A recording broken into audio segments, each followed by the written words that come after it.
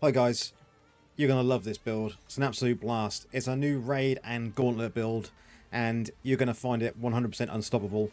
I'm going to show you it in here, you'll see the damage I'm doing, and then we'll go into the build like we always do and show you exactly what we're doing. It's an absolute blast, you're going to love it.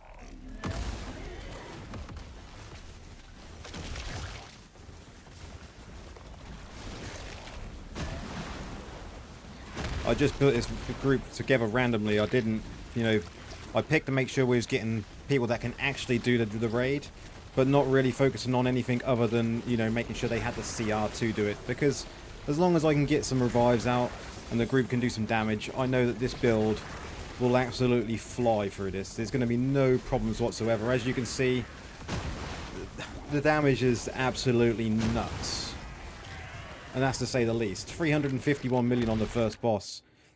It's all second boss now. The second boss is the most important one. It's the difficult one. And as long as people can do the tactics here, we shouldn't have any problems whatsoever. It should be a breeze.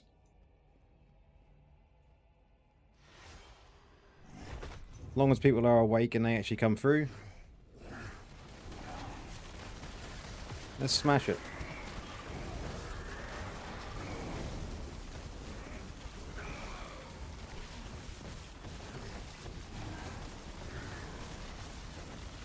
Very similar to the last raid build, apart from there's a couple of small differences, and you'll see that as we go through the build guide after the raid. It's super OP. You're going to be having a blast in any sort of raid environment you do. I've done this in Gauntlet, I've done this in my Warband raids, and it just knocks everyone out of the park. So, you can see, I'm coming up for the 900 million mark now, and the next person to me is 250 million. So these will go down no problem whatsoever. And the first one is down. I'm going to move straight away, get over here to the next one. No problem here at all. That's that part done. We've got a couple of deaths on our hand, but I think we're good at the moment. We don't need to worry about resin. A little bit of a laggy there. Again, a little bit of lag there. I noticed that the last few days there's been a little bit of lag in the game since the update. I don't know if that's the update itself or if my Windows update recently has caused an issue. I'm going to have to look into that, but that's for another time. Let's get out of here. And we're out. Let's heal up. Didn't want to get hit there, but it happened. We'll be taking this down shortly. Just got this running phase to do.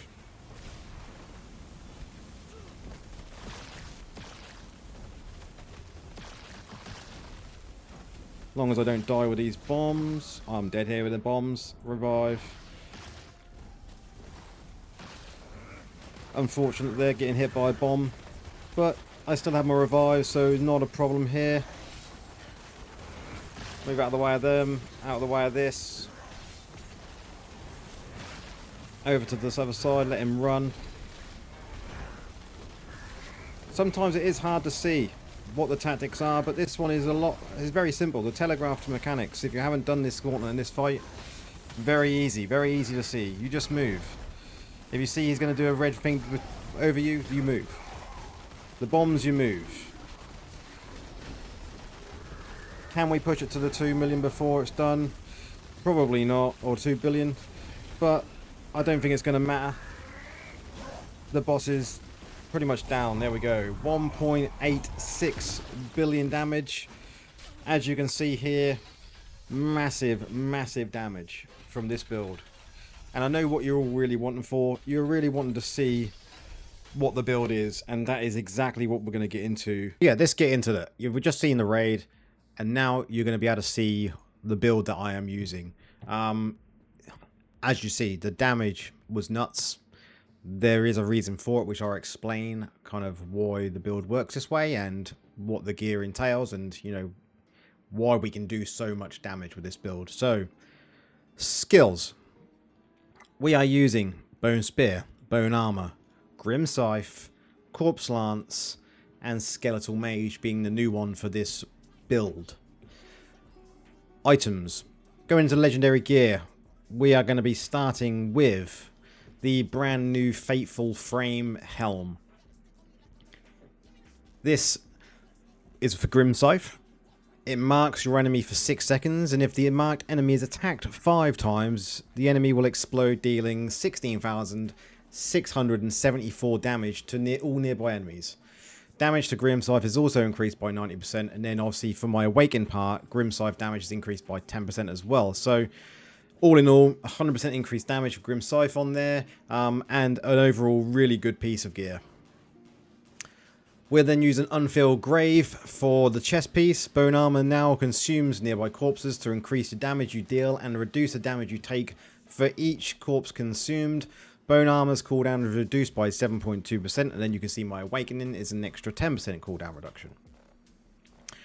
For the shoulders, Executive Discontent, and this is for mages. All damage you deal is increased by 9.5% for each mage you have, and then it just gives your mage an extra 10% in life, which doesn't matter in this case, and you'll see why. Raving Silence. Everyone knows these legs by now. Grimscythe triggers all continual damage on the target it hits, causing them to instantly take the remaining damage from them continual damage and effects. What can I say? We use these in pretty much all of our builds that is not summons now. Best legs in the game. When it comes to necromancers, I believe. You can't get better, really. Main hands. Death Disseminates. The first new main hand we've got. Well, the only new main hand we've got. Reaper's Mark.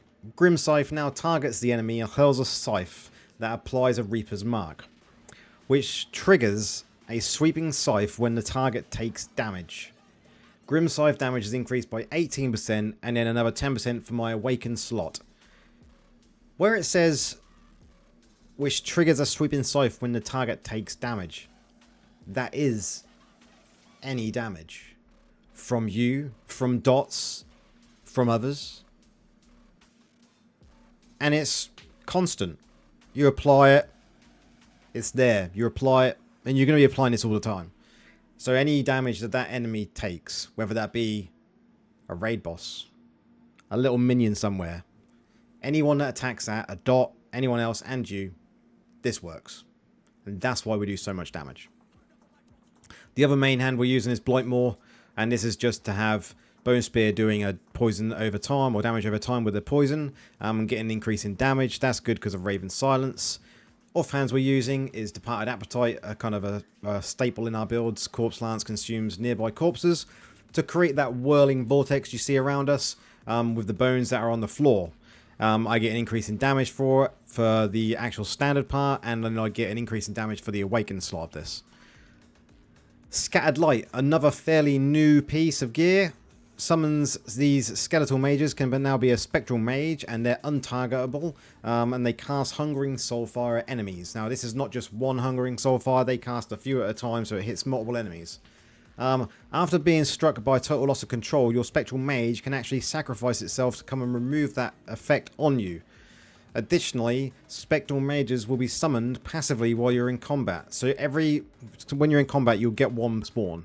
Then every time you press the ability, another two will spawn. So you can have a maximum of 3 mages up at a time. It's not the 6 with Blackwall like we kind of used to with that sort of build, but these 3 are perfect for what we need.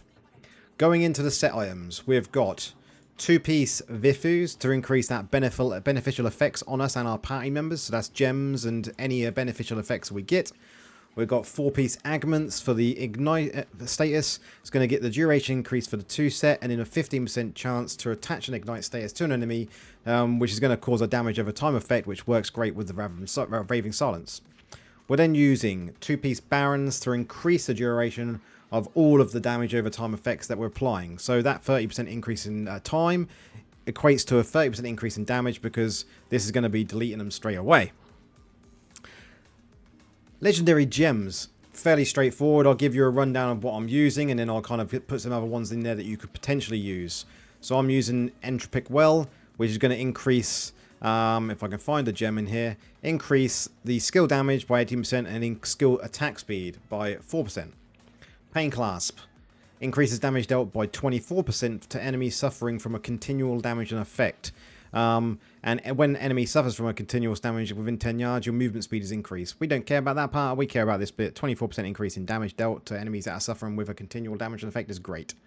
I'm then using Morn Skull. Not everyone will have this. It's just an increase in damage, up to a potential 36%, but the most we're going to be getting is the 18, which is a flat damage is really good. I'm using Mother's Lament for the extra crit hit chance. Crit hit chance is great for this build, so yeah, Mother's Lament is a staple. I am then using Bottled Hope, which is going to give me an increase in damage and movement speed every time I use a buff on myself or my party. Cannot occur once every 20 seconds, but it also decreases the cooldown of my abilities by 3%. I'm then using the best gem in the game, Roiling Consequences, which is going to put me into a rolling rage for 6 seconds, during which my critical hit chance is increased by 30%. It causes a fiery explosion that burns nearby enemies for 36% of my base damage. But then down here, you've got your critical hit chance is increased to burning enemies by 6%. So you've got a crit hit chance part there and a crit hit chance part there, plus the Mother's Lament, another bit of more crit hit chance. So as you can see, we're getting a lot of crit hit chance. I'm then using Blood-Soaked Jade, which gives me a flat damage of 17% while at maximum life, 8.5% while at low life, and increases my movement speed. It also has additionally, you take 4% decreased damage while I believe 50% health, so if you do drop below, any damage reduction is great. Now, the reason that's great is because my next gem is Berserker's Eye. This one increases my base damage. You know, it's going to give me a raw damage of 16%, crit hit chance increased by 2%, but I also take an increase of damage by 5%, so that kind of counters it out by using these two. Ones that you could take instead of this, you could certainly add a Viper's Bite in there somewhere. You know, we're using Raven Silence, so that works. You could add a Fervent Fang in there. You could also add in a Volatility Shard in there. You could add in an Igneous Scorn in there. You could add in, if you're a low spender, kind of free to play, you could add in there a Everlasting Torment. There is plenty of gems you could look for. You could add a Misery Elixir. You know, these will add kind of 2 damage if you're using this as a free to play. Now you'll be able to get to around about 1500 resonance with that, and I may do a kind of a short that will show you quickly what a lower resonance one can do and attach it to this video so people can see it as a good comparison. But they're the gems that I would switch out. I'm only using 3 5-stars in this, the 1, 2, and 3 here. So you've only got to really switch out those. You know, yeah, the Roiling Consequences is the best gem in the game. Yeah, Blood-Soaked Jade is another one of the good ones in the game. And a lot of people swear by Bottled Hope. But if you don't play with those and you can't afford to go with these, or you don't want to put money into the game, swap them out for others. You know, like I said, Misery Elixir would be a good one to swap it out for. Viper's Bite would be another good one to swap it out for. And Fervent Fang, if you do have that, would be a great one to swap something out for. So go ahead and test these things. Paragons, we are using Slinger. Same as the other raid build that I put out not so long ago, but this is a very good update to that raid build. Uncanny, Unseen Dynamism, Gifted, Bloodthirst, and then Superiority. This is all about increasing your damage. So here, you're going to get... Let's go to Unseen Dynamism first. So this one here, when you're using primary and skills between alternating them attacks, which most of the time we all do anyway, you're going to get an increase in damage by 1% for every stack, up to 10 stacks. That lasts for 3 seconds. So that's 10% increased damage. Here, you're going to gain 6.5% crit hit chance when you've got 10 stacks of Unseen Dynamism. And then this one is going to give you up to 15 stacks of Unseen Dynamism, so you can actually gain 15% damage. Down here, Bloodthirst, you're going to gain a 1% increase in damage for 10 seconds to monsters. Bloodthirst allows it to stack up to 5 times. Here, Superiority allows that to stack up to 10 times, so you're going to be getting 10% increase in damage. Then for the Legendary, I am using the Death's Release, which is just great for the continual damage builds, but you could also go with Lightning Rod. Whatever you feel like you want to go with on that, it's totally down to you. Test them out, see what you think. Familiars is another thing that we all tend to forget.